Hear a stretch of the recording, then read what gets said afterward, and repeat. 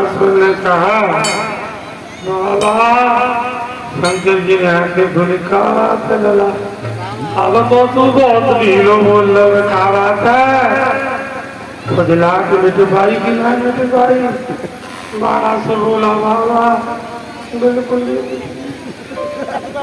केवल 4 हाथ बचे, द्वारिका को महाराज पीछे पड़ो। ये उनका लला तेरे भुजा में थोड़ी बहुत अगर कसर हो तो भैया रे आज पूरी कर लो न। 4 दिन के बाद फिर कैलाश तो पहुंचो,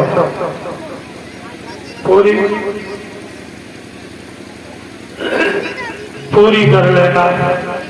बाणासुर ने कहा कि ये बिल्कुल खुजलाहट नहीं है, ये 4 हाथ बचाए। भगवान शिव लेके गए, बाणासुर को भगवान के चरणों में डाल दिया।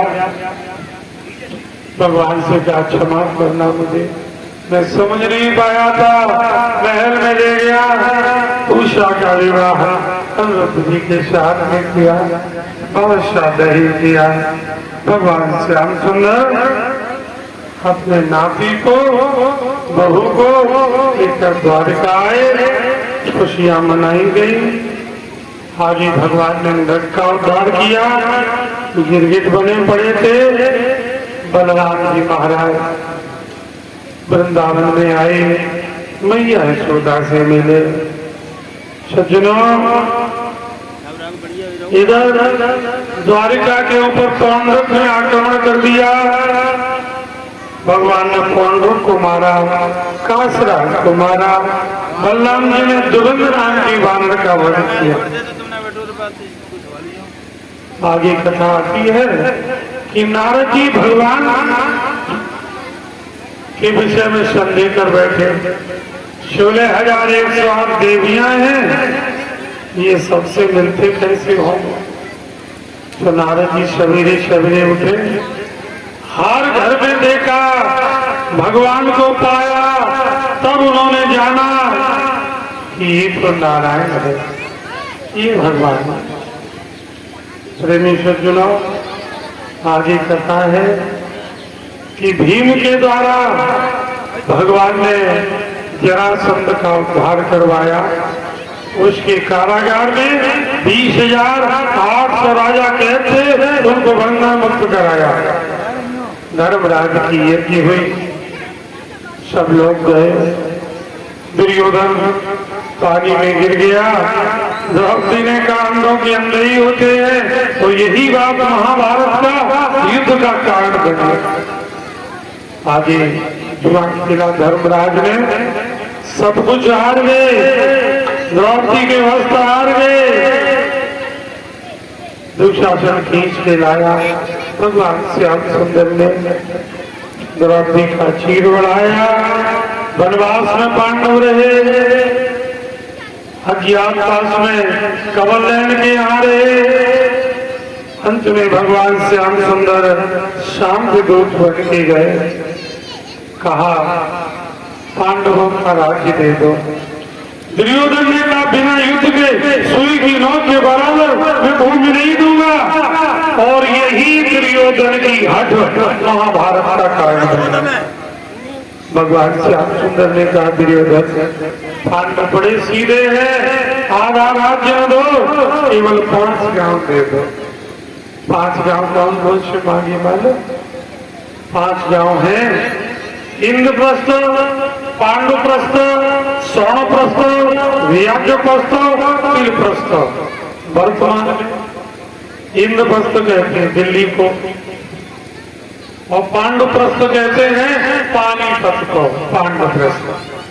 सोनप्रस्थ सोनीपत को, व्याघ्रप्रस्थ व्याघ्रप्रस्थ। व्याघ्र माने बाघ, बागपत, बागपत सुना होगा आपने, ये मांगा। और तिलप्रस्थ, वर्तमान में ये तिलपत है। दुर्योधन ने मना कर दिया। सज्जनों, महाभारत का युद्ध हुआ। पांडवों की 7 अक्षौणी सेना, कौरवों की 11 अक्षौणी सेना। युद्ध हुआ 18 दिन। एक चीज बड़े काम की है, थोड़ा पानी को पवित्र करो, बताता चलो कि आज की आदमी का स्तर कितना गिर गया है, आज भी कितना गिर गया है। ये राधा रमण गिरधारी गिरधारी श्याम बनवारी।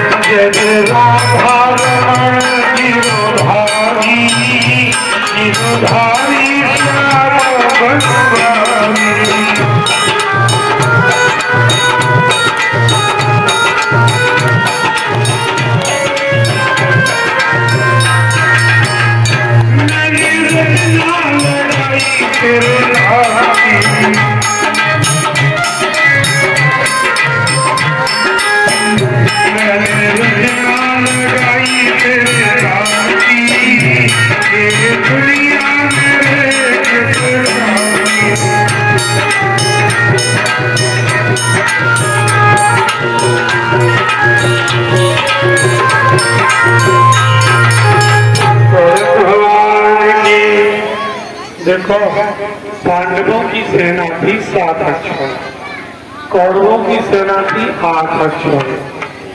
नकुल सहदेव के मामा थे शल्य, उनके पास 3 अक्षौणी सेना थी। पांडवों की तरफ लड़ने आ रहे थे, दुर्योधन ने चाल चल दी।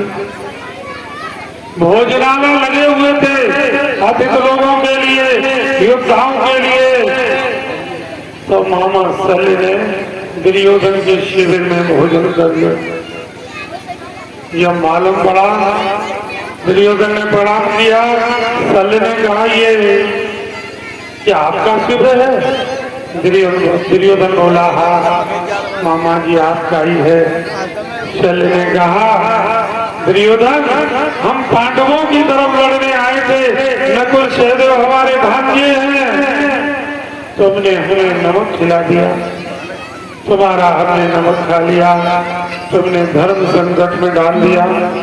दुर्योधन ने कहा कि जैसे वो भाग्य तैसे हम। का नहीं, हमारे भाग्य धर्म की पक्ष में लड़ने वाले हैं, तुम अधर्मी हो, तुमने हमें नमक खिला दिया है। अब हमारी मजबूरी है कि हम तुम्हारी तरफ लड़ेंगे, नमक हराम नहीं करेंगे, नमक हलाल करेंगे। लेकिन आशीर्वाद हमारा पांडवों की तरफ रहे।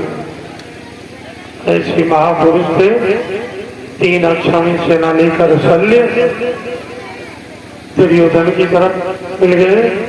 8 और 3 11 अक्षौणी सेना कौरवों की हो गई। आज आदमी कितना नीच हो गया है। इलेक्शन होते हैं, आपने देखा होगा, कच्ची पिला दो तो कच्ची बात, पक्की पिला दो तो पक्की बात, उतर गई तो वो पुरानी बात।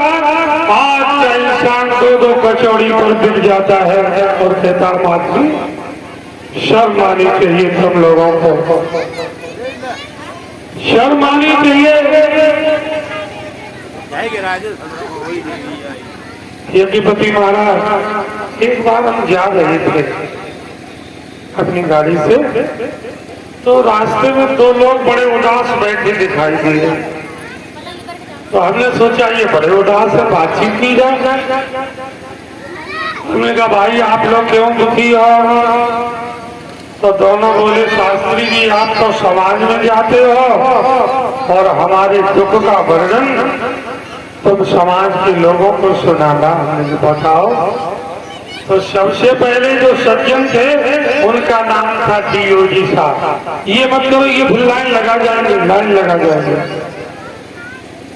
उनका नाम था डीओजी साहब, यानी श्रीमान कुत्ता था।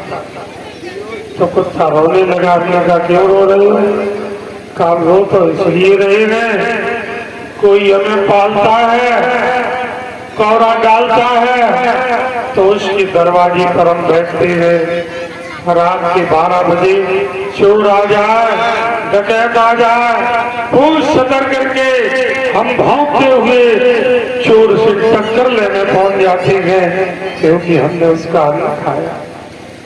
तो हमने आप तो बहुत अच्छे कहा, कुछ इस बात का है, लोग हमारी उपमा आदमी को देते हैं, कहते बड़ा कुत्ता हूँ।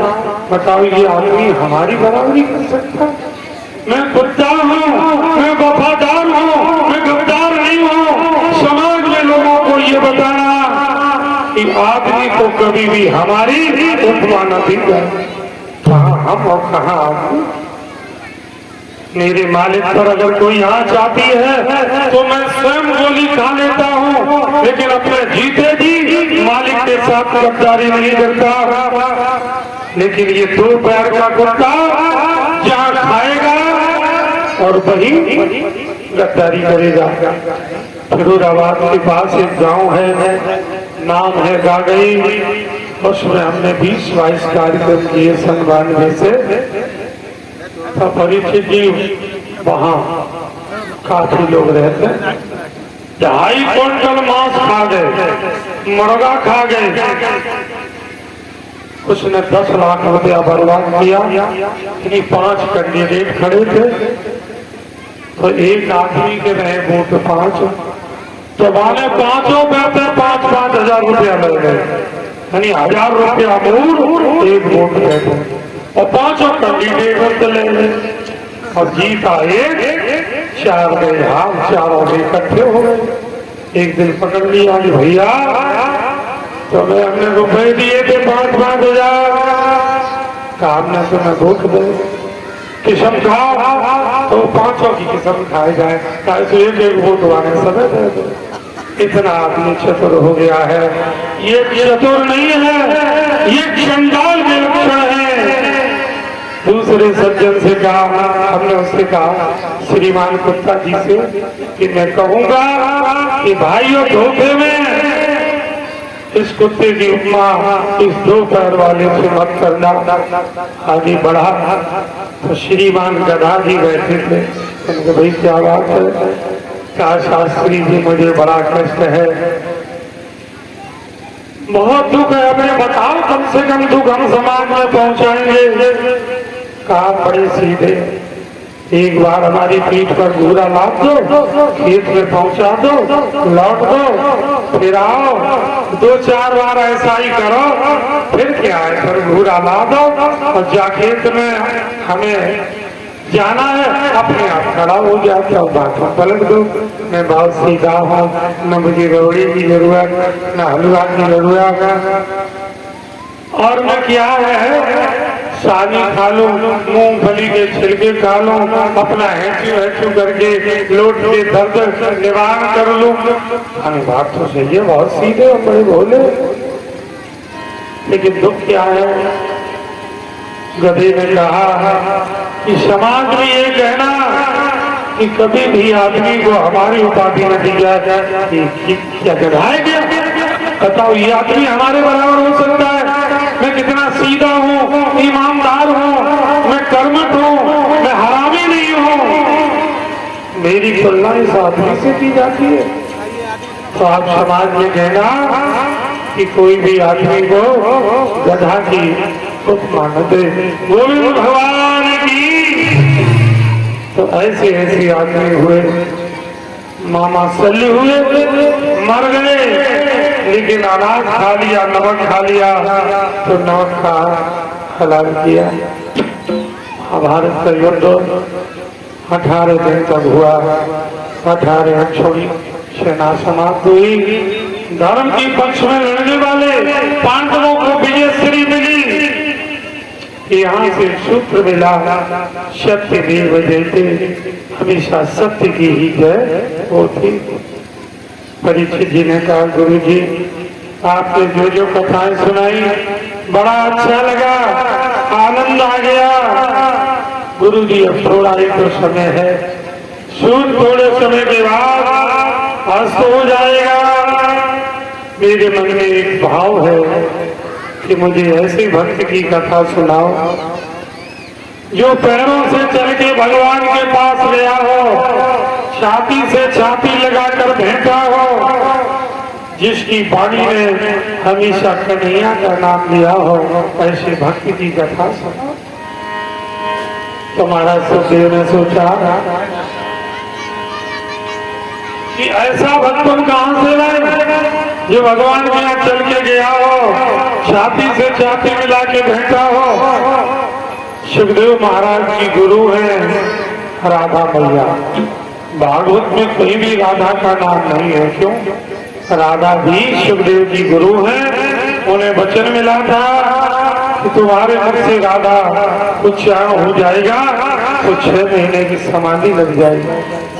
सुखदेव जी के मुख से राधा शब्द उच्चारण हो जाता, 6 महीने की समाधि लग जाती। परीक्षित जी को कथा कौन सुनाता?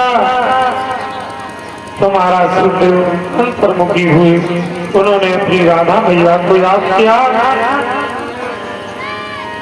मैंने रचना लगाई, मैंने रचना लगाई राधा राम की, मैंने रचना लगाई राधा राम की।